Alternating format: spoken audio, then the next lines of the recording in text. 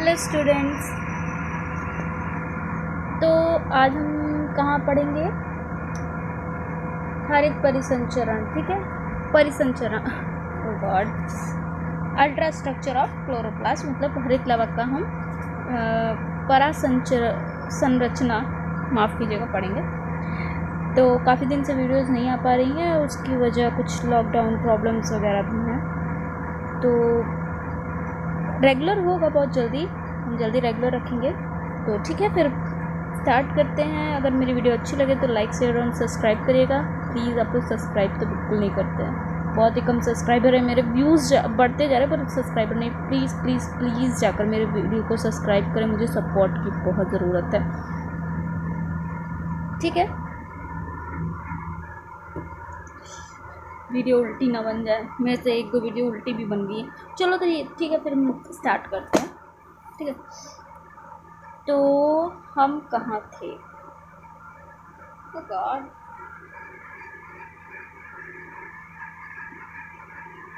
ये ऐसे सीधा है या सीधी तो आएगी ना?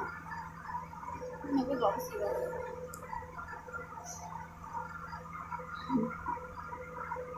एक सेकंड। सूक्ष्मदर्शी जो होते हैं, इलेक्ट्रॉनिक सूक्ष्मदर्शी कैसे होते हैं मैं आपको दिखा देती हूँ कुछ।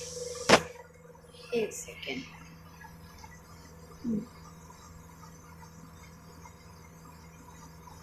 कुछ ऐसा दिखाई देता है, ये मैंने बनाया अपने हाथ से आर्ट, तो इसलिए ऐसा है। इलेक्ट्रॉनिक सूक्ष्मदर्शी उस टाइम में, कुछ टाइम जब पहले बनी थी तो कुछ इस तरीके से दिखाई देती थी।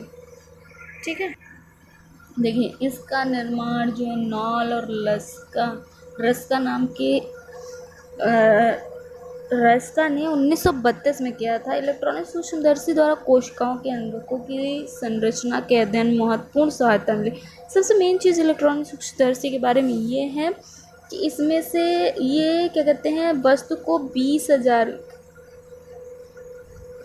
2 लाख गुना तक बढ़ा करके दिखाता है। ठीक है, इससे प्रकाश किरणों के स्थान पर इलेक्ट्रॉनिक चुंबकीय क्षेत्र से होती हुई जब वस्तुओं को निकालते हैं तो वस्तुओं के सूक्ष्म कण इन्हें परावर्तित कर देते हैं। ये परावर्तित किरणें चुंबकीय क्षेत्र से होकर एक प्रतिदीप्तिशील पर्दे पर गिरती हैं। ठीक है, वस्तुओं का चित्र प्रतिबिंब कर देती है। इस अवस्था में प्रतिबिंब को देखा जा सकता है अथवा इसका फोटो तैयार किया जा सकता है। ठीक है, मतलब एक पूरी व्यवस्था होती है, जैसे फ़ोटो खींचते हैं आज के टाइम में हम, वैसा ही कुछ इसमें भी था। तो हम यहाँ आ जाते हैं।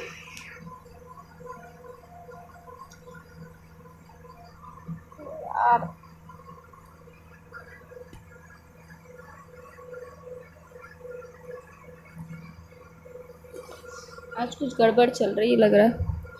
तो हम यहाँ थे, कहाँ थे कि ये जो जब इलेक्ट्रॉनिक सूक्ष्मदर्शी कब नॉल और रस्का ने 1932 में इसकी खोज की। ठीक है, इनकी विस्तृत रचना की जानकारी संभव हो सकी जब इलेक्ट्रॉनिक सूक्ष्मदर्शी के द्वारा इन्हें देखा गया।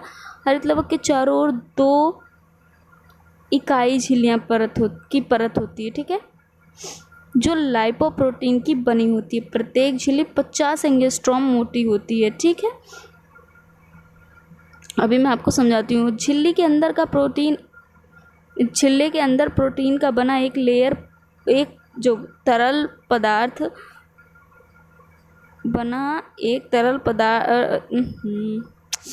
तरल पारदर्शी पदार्थ होता है जिसे हम स्ट्रोमा कहते हैं। देखिए मेरे मुंह में छाले पड़े इसलिए शायद मैं थोड़ा बोल नहीं पा रही हूँ,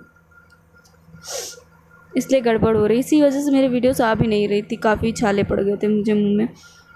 ठीक है, कहते हैं स्ट्रोमा के अंदर अनेक बीकर, राइबोसोम्स और कुछ, ये देखिए ये चीज़ें बहुत इम्पोर्टेंट है, ओस्मियोफिलिक सूक्ष्म बूंदें पाई जाती हैं। अच्छा, राइबोसोम और बीकर्स तो सभी को याद होते हैं, क्योंकि हर तरीके के जो आपके अंगक हैं, कोशिका है या शरीर की कोई भी व्यवस्था, उसमें एंजाइम्स होते हैं। लेकिन जो राइबोसोम भी नॉर्मल है, आप याद कर सकते हैं, लेकिन ये नया नाम है। जो भी नए नाम मिले प्लीज़ उसे नोट करते जाएं अपने दिमाग में मतलब कहीं पे नोट्स बनाते जाएं। अगर वीडियो मेरी देखते हैं तो आप स्क्रीनशॉट भी ले सकते हैं, क्योंकि पूरी की पूरी बुक ही दिखती रहती है, तो आप उसके नोट्स अच्छे से बनाते चलें, ठीक है। ओसो ओस्मियोफिलिक सूक्ष्म बूंदें, ठीक है, ये इम्पॉर्टेंट है, ठीक है, पाई जाती हैं। अब देखिए जो 50 एंगस्ट्रॉम वाली बात थी, क्या थी, यहाँ पे 2 लेयर हैं, ध्यान से देखिए। एक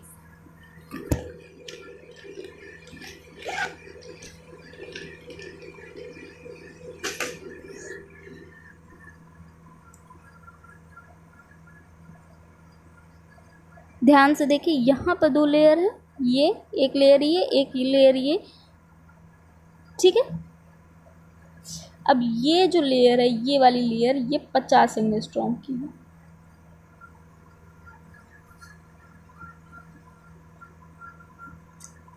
ये वाली जो लेयर है, सिर्फ एक लाइन जो है यहाँ पर, ये 50 एंगस्ट्रॉम की है, ठीक है। अब इसके नीचे वाली जो है, इसको यहाँ मैं लिख दे रही हूँ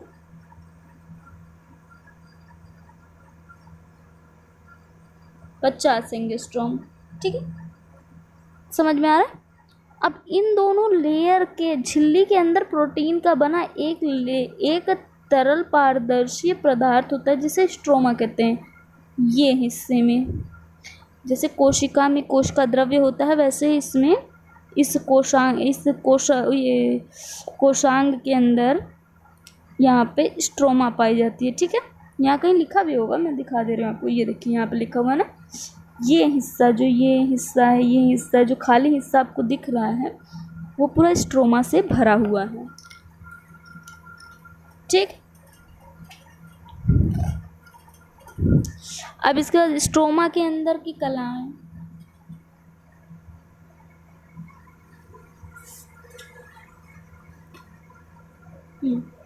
स्ट्रोमा के, एक सेकेंड,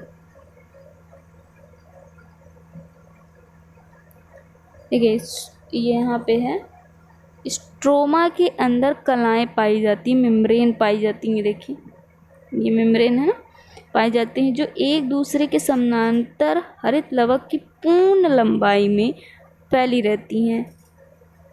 एक सेकंड, आपको दिख रहा है पूरा, ठीक है। ये कलाएं पट्टलिकाएं कहलाती हैं। प्रत्येक पट्टलिकाएं 2 कलाओं से मिलकर बनी होती हैं। अब पट्टलिकाएं क्या हैं, एक सेकंड मैं आपको थोड़ा समझाने की कोशिश करती हूँ।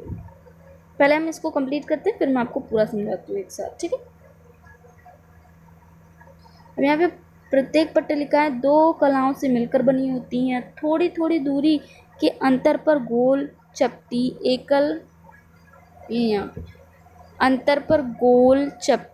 एकल कलाओं की बनी 10 से 100 तक पट्टलिकाएं एक दूसरे के ऊपर सिक्कों के एक ढेर से समान दिखलाई देती हैं, ठीक है। चपटी एकल कला की बनी प्रत्येक गोल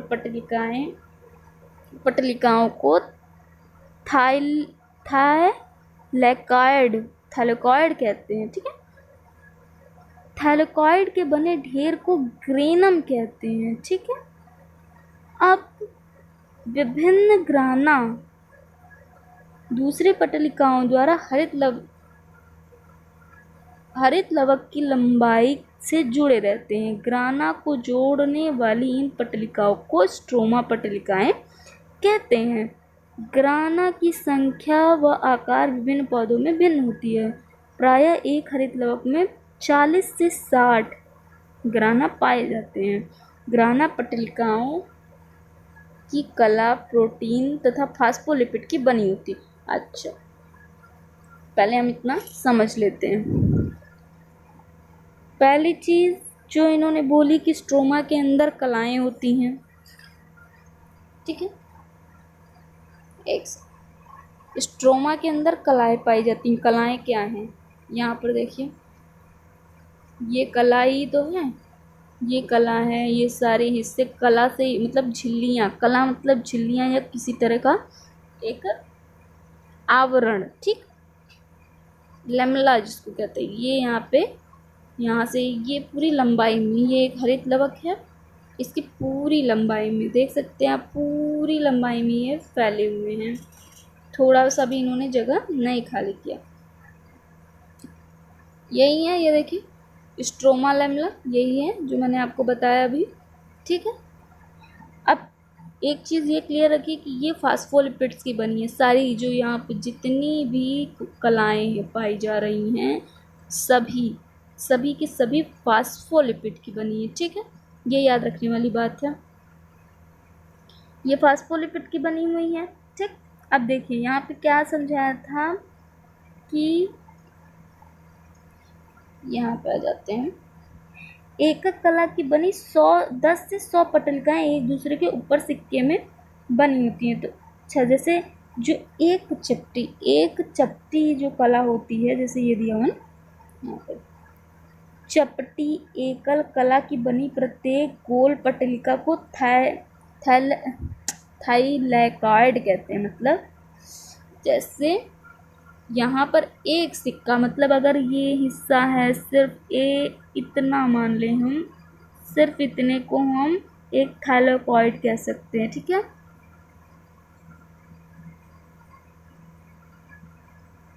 ठीक है, इसको इतना कह सकते हैं। लेकिन अब इसके आगे क्या है देखिए, अब यहाँ पे दिया हुआ है थाइलैकॉइड के बने एक ढेर को हम ग्रेनम कहते हैं। मतलब कि अगर, अब देखिए यहाँ पर जो हिस्सा है, अब यहाँ से लेके यहाँ तक जितना बना हुआ है, इसको हम क्या कहेंगे, इसको हम ग्रेनम कहेंगे। यहाँ कहीं मैंने रुके दिया रखा होगा, ये देखिए ये दिया हुआ ना, a granum thylakoid stacked together to form a granum counting photosynthesis pigments. मतलब अब ये पूरा का पूरा, मतलब कि आपने जैसे मान लो यहाँ पे गिन भी ले हम, 1 2 3 4 5, मान लो 5 या 6 हैं, कुछ संख्या में इकट्ठे हैं ये, तो इसको हम ग्रेनम कह देंगे। ठीक है, तो ये ग्रेनम हो गए। अब आगे क्या दिया हुआ है, विभिन्न ग्राना दूसरी पटलिकाओं द्वारा हरित लवक की लंबाई में जुड़े रहते हैं। ठीक है,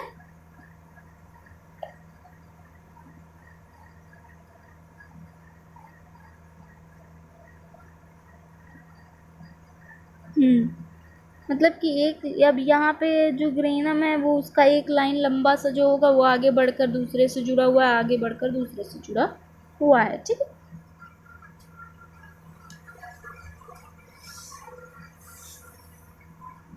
क्योंकि ये हिस्सा तो स्ट्रोमा लेमला कहलाएगा ना, ये हिस्सा तो स्ट्रोमा लेमला कहलाएगा, लंबा वाला हिस्सा, इसे हम स्ट्रोमा लेमला कहेंगे। इसको हम क्या कहेंगे, इसे हम ग्रेनम कहेंगे। और सिंगल को क्या कहेंगे, थाइलैकॉइड। ठीक है, सिंगल हिस्से को हम कहेंगे थाइलैकॉइड। तो इतना तो समझ में आ ही गया होगा। आपको जो ना समझ में प्लीज़ कमेंट करके मुझे बता। तो यहाँ एक चीज़ और है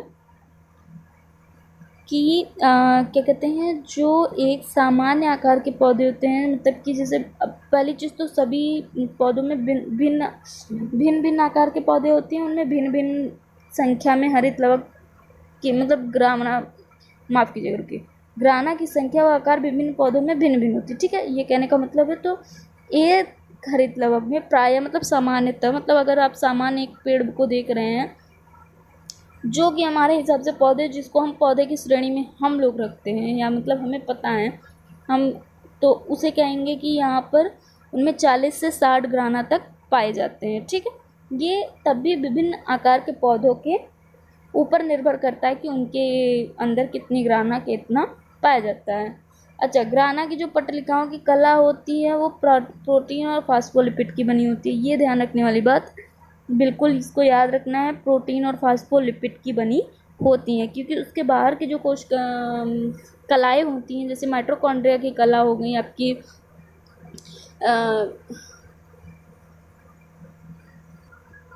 क्योंकि जो माइटोकॉन्ड्रिया का है कला, उसमें भी फास्फोलिपिड ही है और प्रोटीन है। प्रोटीन की ऊपर एक लेयर होती है, रुकिए माफ़ कीजिएगा, हाँ, एक फास्फोलिपिड की एक लेयर ऊपर होती है, सॉरी माफ़ कीजिए, प्रोटीन की एक लेयर ऊपर होती है, फिर फास्फोलिपिड की एक लेयर होती है, फिर प्रोटीन की एक लेयर होती है। तो ऐसी लेयर जो हमारे कोशा के झिल्ली को बनाता है उसके बारे में है।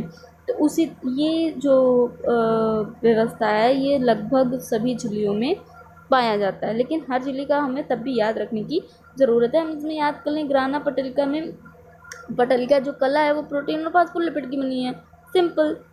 लेकिन हमें याद करने की ज़रूरत है क्योंकि क्वेश्चन कर ही देता है घुमाने के लिए।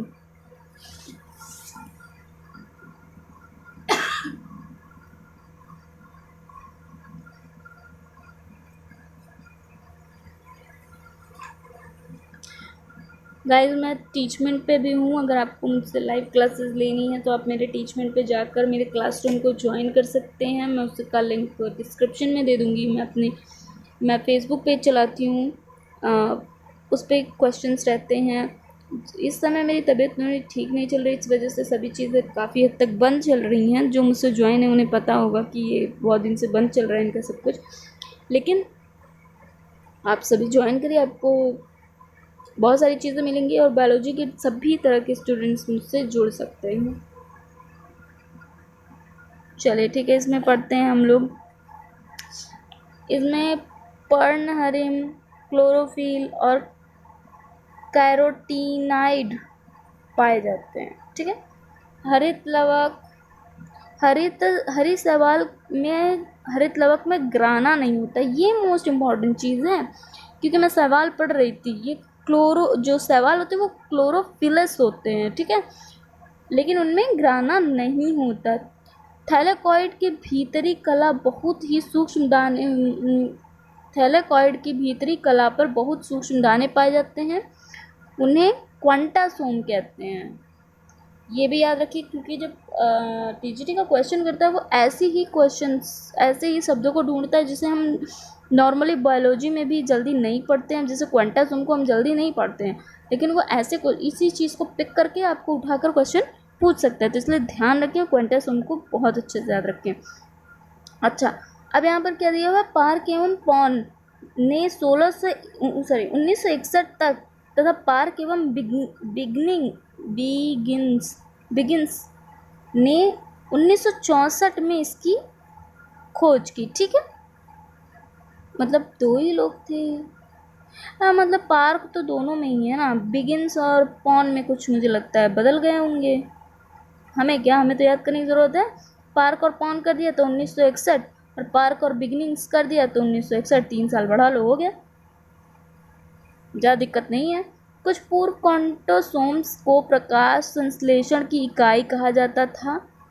पहले कुछ समय पूर्व क्वांटासोम को प्रकाश संश्लेषण की इकाई कहा जाता था, परंतु अब इस विचारधारा में विश्वास नहीं किया जाता। प्रत्येक क्वांटासोम में 230 पर्णहरिमणु पाए जाते हैं। हरित लवक के स्ट्रोमा में मंडकण भी पाए जाते हैं जो प्रकाश संश्लेषण की क्रिया में फलस्वरूप बनते हैं। यहाँ पर देखिए ये देखिए स्टार्च ग्रेन, ये है।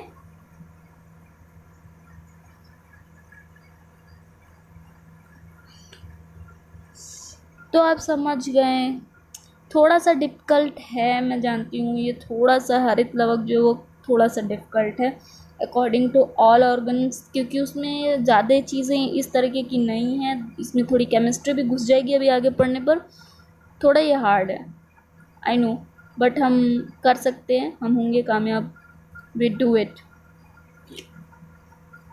बस कुछ नहीं करना है, ज़बरदस्त, बस दिमाग में एक चीज़ बैठा लो कि हमें ये करना है, किसी भी तरीके से थोड़ा ही करना है, लेकिन हमें करना है। जितना ये कर लिया ना, कर लोगे। चलो ठीक है, अब यहाँ पे कुछ चीज़ें समझाने के लिए मेरे बुक में दिया हुआ है, जैसे ये फिर ओनली थैलाकॉइड, ये रहा, देखो एक सिक्के को कहते हैं ये thylakoid structured together to form a granum counting photosynthesis pigments. अब ये पूरा इकट्ठा हो गया तो इसको हम एक ग्रेनम पढ़ेंगे, ये एक ग्रेनम बन गया। उसके बाद ये जो लाइन है ये स्ट्रोमा लेमला है, ये मतलब कला है जो स्ट्रोमा की जो पूरे हरित लवक में फैली हुई है। ठीक है, देख लो भैया, पटलिका तंत्र का को व्यवस्थित किया। की व्यवस्था है, को मैं पढ़ रही हूँ, की बेचारे का ई बदल गया है ना, इसलिए। ठीक है,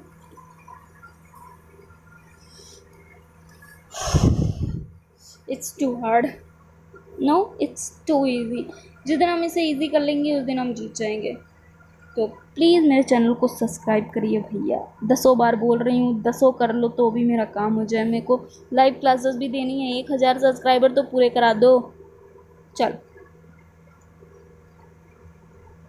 हरित लवक के एक भाग की संरचना पर्णहरिम, कैरोटीनॉइड तथा फॉस्फोलिपिड अणु की 2 परतों के मध्य में स्थित है। ये दिया हुआ हरित लवक के एक भाग की संरचना पर्णहरिम, कैरोटीनॉइड तथा फॉस्फोलिपिड अणु प्रोटीन के 2 परतों के मध्य में स्थित है। अच्छा, अभी आपको समझाने की कोशिश करी। ये रहा granum, look at here, that is the granum. ये रहे क्लोरोफिल मसल्स, ये बीच में जो लाइन बनी हुई उसे हम क्लोरोफिल मसल्स कहेंगे। अब देखते हैं हम ग्रेनम का ये हिस्सा। अब फास्फोलिपिड की, अब इसको हमने और ज़्यादा, मतलब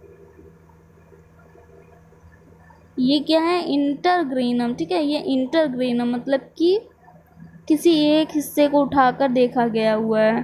ठीक है, अब यहाँ पर हम जो बी में देख रहे हैं ये प्रोटीन लेयर देखेंगे। यहाँ पे ये जो ब्लैक वाला हिस्सा है ये प्रोटीन लेयर का है। कैरोटीनॉइड ये बीच में, ये रहा फास्फोलिपिड। फास्फोलिपिड ये ऊपर वाला रहा, ये नीचे वाला मुझे नहीं समझ। अच्छा, ये कैरोटीनॉइड ही है, ये रहा फास्फोलिपिड, ये रहा कैरोटीनॉइड। ठीक है, और ये ऊपर वाले हिस्से क्या हैं, आपके क्लोरोफिल के मसल्स हैं। अरे मसल्स, मॉलिक्यूल्स, माफ़ कीजिएगा थोड़ा सा हो जाता है इधर उधर, आगे मीम मत बना देना, थोड़ा सा इधर उधर हो जाता है। यूनाइट मेम्ब्रेन, ठीक है, ये कुछ इस तरीके का हिस्सा। भाई साहब, मुझे ये हरित लवक वाला पार्ट बिल्कुल पसंद नहीं, क्योंकि मुझे केमिस्ट्री नहीं पसंद, लेकिन फिर भी पढ़ना तो है, पढ़ेंगे हम। चलो ठीक है, ये ऐसा कुछ स्ट्रक्चर बनता है, काफ़ी खूबसूरत स्ट्रक्चर, आई लव्ड इट। ये C20H31, अब यहाँ पर दिया हुआ है, 1 सेकेंड। ओ से यहाँ पर जितने भी गोले दिए हुए हैं छोटे छोटे, उससे क्या है, ऑक्सीजन है। ये जो ब्लैक गोले दिए हुए हैं उससे कार्बन है। बड़े गोले से मैग्नीशियम है, छोटे से हाइड्रोजन है, और गोले में बिंदी से ये नाइट्रोजन है। और ये ऐसा स्ट्रक्चर इसका बनता है। अगर आपको इसका स्क्रीनशॉट लेना है तो यू डू इट। ओके, आगे बढ़ते हैं।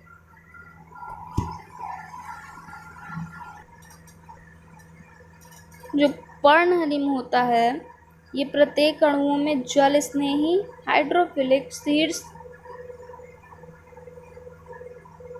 जो पायरोल के 4 चक्रों का बना होता है, तथा जिनके मध्य में मैग्नीशियम का एक अणु होता है। एक जलरोधी हाइड्रोफोबिक पूंछ जो फाइटोल की श्रृंखला बनी होती है से जुड़ा रहता है। ठीक है, हरित लवक में राइबोसोम, आरएनए तथा डीएनए भी पाया जाता है। हरित लवक में द्विसूत्री वलयाकार डीएनए मिलता है। ठीक है, अच्छा अब देखो डीएनए आरएनए हमें कहाँ नहीं मिला भाई, देखो देखो देखो देखो देखो, देखो। मैं इसलिए थोड़ी थोड़ी चीज़ें दिखा रही ताकि हम समझें। आपने पहले भी इस फोटो को देखी होगी, देखिए ध्यान से। ये रहा डीएनए और हमारा आरएनए कहाँ गया, वेयर इज गोइंग आरएनए, खैर मिल नहीं रहा है इसमें, लेकिन आरएनए भी होता है इसमें। ठीक है,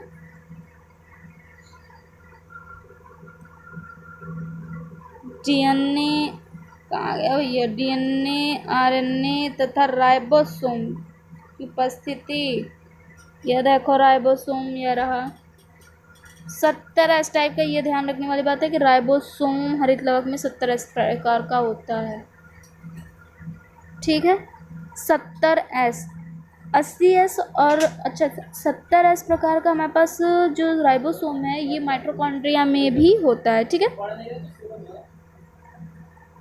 तो ये इंगित यहाँ पर हम ध्यान दें अगर इनकी इस प्रकार की रचना इन्हें जीवाणुओं के समकक्ष ले जाती। अच्छा, इसके कहने का ये मतलब है कि कोशिका के अंदर की कोशिका को क्या कहते हैं, मतलब कौन ऐसा अंग के, ये क्वेश्चन बहुत बार बना है कि कौन सा ऐसा ऑर्गेनल है जो कोशिका के अंदर एक कोशिका की तरह, मतलब कि ये लगभग तो ये बिल्कुल अपने आप में ही एक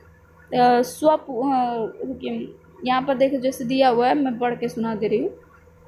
पढ़ दे रही हूँ, मतलब ये लिखा है उपस्थिति यह इंगित करती है कि यह अर्ध रूप से स्वशासित है। ठीक है, सेमी ऑटोनोमस है, कोशिकांग है, मतलब कि ये स्वजनन,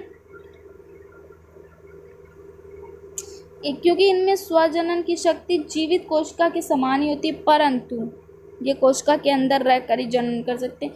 इनके साथ मुसीबत ये है कि ये इनको जो, मतलब कि इसीलिए यही ध्यान देने वाली चीज़ है, इसीलिए जीव द्रव को जीवन का आधार माना गया, क्योंकि भाई उसके बगैर तो ये भी बेकार है। ये सारा चीज़ फंक्शनल तो ये है, लेकिन वो जो जीवन, वो जो जीवित रहने की एक व्यवस्था है वो जीव द्रव के द्वारा ही मिलती है। तो इसलिए ये आधा तो अपना काम कर सकता है, आधा के ये लगभग पूरा ही कर सकता है, लेकिन बिना जीव द्रव्य के, बिना जीवित कोशिका के ये बेकार है। ठीक है, अच्छा अब एक आपने पढ़ लिया, ये दूसरा कौन सा है, ऐसे एक माइटोकॉन्ड्रिया, माइटोकॉन्ड्रिया के साथ भी सेम चीज़ें हैं। ठीक है, हम जब माइटोकॉन्ड्रिया पढ़ेंगे, ये बहुत लंबा, अभी कम से कम इसके लिए मुझे 2-3 तो अभी और लग जाएंगे। ठीक है, जैसे यहाँ पर दिया हुआ है, ये दिया हुआ है ना, क्योंकि इनमें स्वतः जनन की शक्ति जीवित कोशिका के समान होता है, परंतु ये कोशिका के अंदर रहकर ही जनन करते हैं, अतः हरित लवक को कोशिका के अंदर कोशा के अंदर कोशात, सेल, विथिन सेल भी कहा जा गया है। ठीक है, चलिए हम इसकी रासायनिक व्यवस्था देख लेते हैं। हम हरित लवक की रासायनिक संरचना, सूक्ष्म भार के आधार पर हरित लवक निम्नलिखित पदार्थ पाए जाते हैं। प्रोटीन इसमें 40 से 50 पाया जाता है परसेंट में, पर्णहरिम इसमें 3 से 10% पाया जाता है, राइबोन्यूक्लिक अम्ल इसमें 2 से 5% पाया जाता है। इस मेरे पास जो फोटो है उसमें नहीं है आरएनए, लेकिन होते हैं भैया, होते हैं, बल्कि डीएनए कुछ मात्रा में पाया जाता है। भाई साहब ये बना दिया था, अजीब बात है। चलो ठीक है, कोई बात नहीं, मतलब होते तो है ना, हमें तो पता है, हमें एग्जाम में यही लिखना है। फास्फोलिपिड कितना है, 23 से 25%। कैरोटिनॉइड कितना है, 1 से 2%। एंजाइम एवं को एंजाइम्स कुछ मात्रा में। अच्छा, निम्न विभिन्न धातु जैसे कि FeCu, अरे भाई पढ़ दे, नाम ना पूछो, केमिस्ट्री नहीं आती हमको। Zn Mn Mg के परमाणु कुछ मात्रा में पाए जाते हैं। बाद में अगर किसी को जानना हो भाई कमेंट कर देना, मैं इसका नाम ढूंढ के बता दूंगी। और प्लीज़ आपको मिल जाए तो आप कमेंट करके मुझे बता दें, मेरी केमिस्ट्री बहुत वीक है। पर्णहरिम प्रकार, इसीलिए मुझे सिर्फ इसी पोर्शन की वजह से मुझे कतई बेकार लगता है ये, लेकिन क्या करें, हरित लवक है, हमें पढ़ना तो पड़ेगा ही, क्योंकि इसी से हमारा जीवन है, अन्यथा हम तो क्या, ये पूरी दुनिया ही ध्वस्त हो जाए। चलिए आगे बढ़ते हैं।